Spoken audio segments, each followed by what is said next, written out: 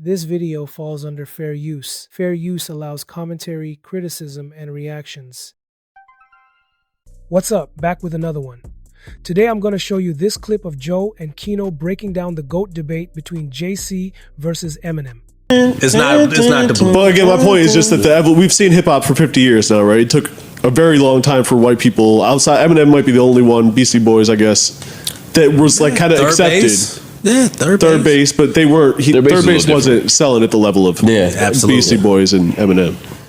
So we're still here, and the biggest artists are still black. Vanilla Ice? No, the Flashes in the pan. The biggest artists aren't black. The biggest artists, if we look at sales, is Eminem and Drake. They're not black. But yeah, you know, he did say 100 years from now. So I mean, 100 years. You keep looking at the sales, right? And I'm not really an advanced analytics guy, like Mark said, when it comes to music.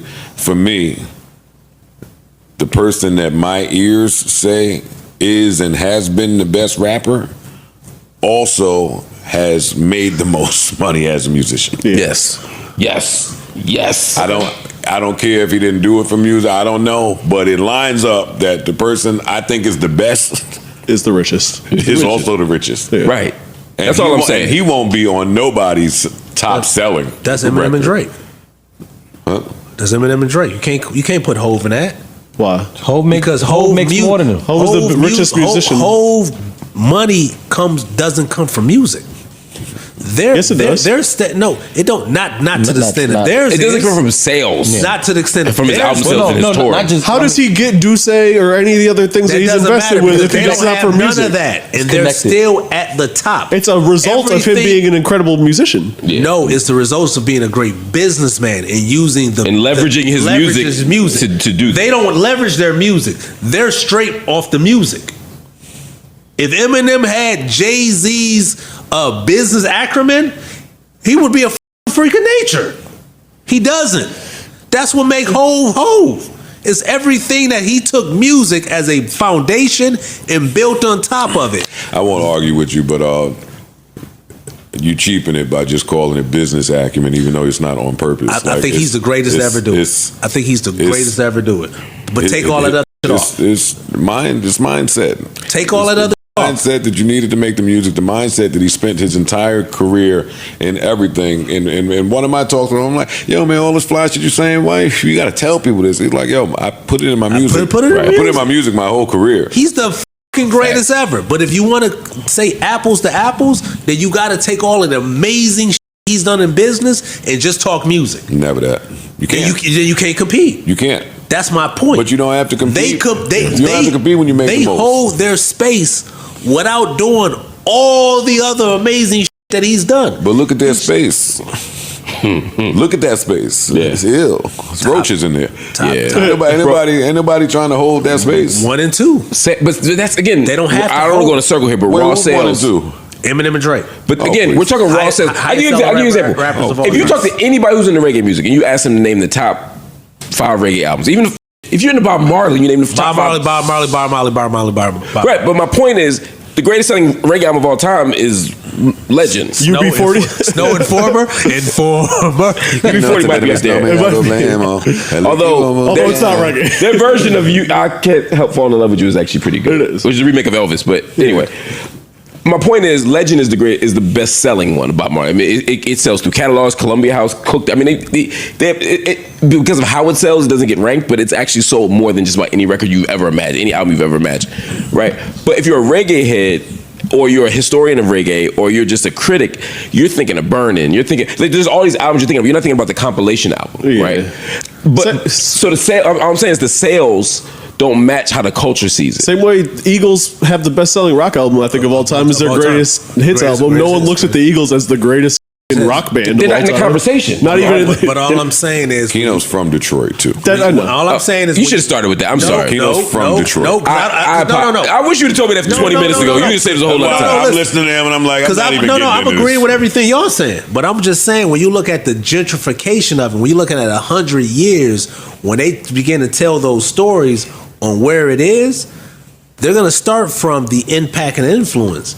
And when you look at that impact and influence, you're going to start to look at numbers. Do you think that humanity will be as diverse as it is in 100 years? That's a great point. Right now? Humanity probably is going to look like me in 100 years. I know. That's what I'm At the getting rate at. you going, yeah. So I think at the rate you go, I couldn't resist. You just keep lining them up. We building all kind of pyramids for you. Don't worry about it. We got well played. No, but I think we're assuming that the white face is going to be the face of the culture, and I think it's more likely. Like when you look at how jazz has been gentrified, right? It's in the Smithsonian. It's in the clubs, but it's also in the university. They got jazz studies programs.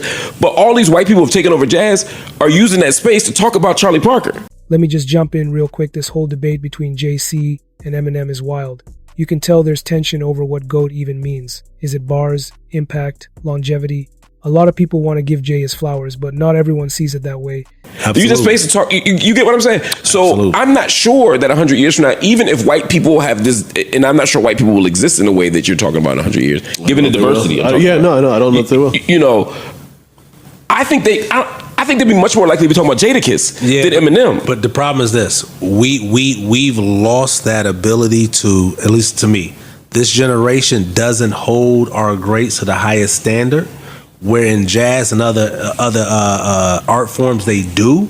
So what happens is you start to let the other people in. I don't want, but let's not romanticize that. This is how we just started. I don't think that's the case. I don't think that's the case either. Listen, when he speaks on a record, Kino's wrong. when he speaks on a I'm record, trying to be polite. Yes, Kino's wrong. how? Yeah. We've seen it happen. Because we don't even got to get that far in the future, and I don't want to do this because I want to be respectful. I think M is who he is. No. I'm not saying M is still who he is. Don't. I think he's cherry picked. It's been a couple generations, not too far removed from him, to totally forget about him and try to erase his existence. He's a from nobody's the top five They list. don't look at him as one of the greatest lyricists of all time, and Even though we he is. need all this time. Please don't think I'm putting him in that because I'm not. What I'm saying. Well, you keep saying one and two is M and Dre. No, those are what the numbers say. I'm not saying Which numbers. Right, numbers don't tell the story. Oh, Bro, see, all right. You this can- is- He's basing again, everything if off we're of- talking he's about basing off of numbers, sales. Jadakiss isn't even in our conversation about greats. Listen. But I promise you, in 50 years, people will be saying more about Jadakiss than they will about a whole lot of other artists who have record sales.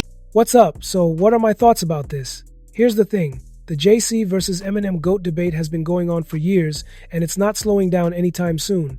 What makes it so intense is how different both artists are and how differently people connect to them. A lot of people put JC at the top because of his long-term consistency, business influence, cultural impact, and the way he stayed relevant across generations. He represents growth, luxury, and wisdom, and he's often seen as someone who evolved with hip-hop rather than chasing trends. On the other hand, Eminem is viewed as a lyrical machine. For many, his ability to bend words, create complex rhyme schemes, and deliver rapid-fire verses puts him in a league of his own. Some people relate more to his raw emotion, personal storytelling, and underdog energy, and that's where the split happens. If you're into smooth delivery, calculated verses, and an elite business mind, you might lean toward JC. If you're into pure technical skill, wordplay, and raw aggression, Eminem might be your GOAT. The debate also touches on cultural angles. Some argue that Eminem doesn't represent the traditional hip-hop experience, while others say that's what makes his impact even more impressive. It's about what metrics you prioritize. Is it influence, lyricism, album sales, awards, versatility, or longevity? There's no single correct answer, which is why this conversation keeps coming up. It's more than just personal preference, it's about what you think hip-hop stands for and who represents that best. And honestly, maybe the fact that both names are even in the same sentence proves how legendary they both are. At the end of the day, this debate keeps the culture thinking, talking, and pushing the standards higher. Okay, so make sure to subscribe to the channel and leave a comment and also like this video. I'll see you in the next video.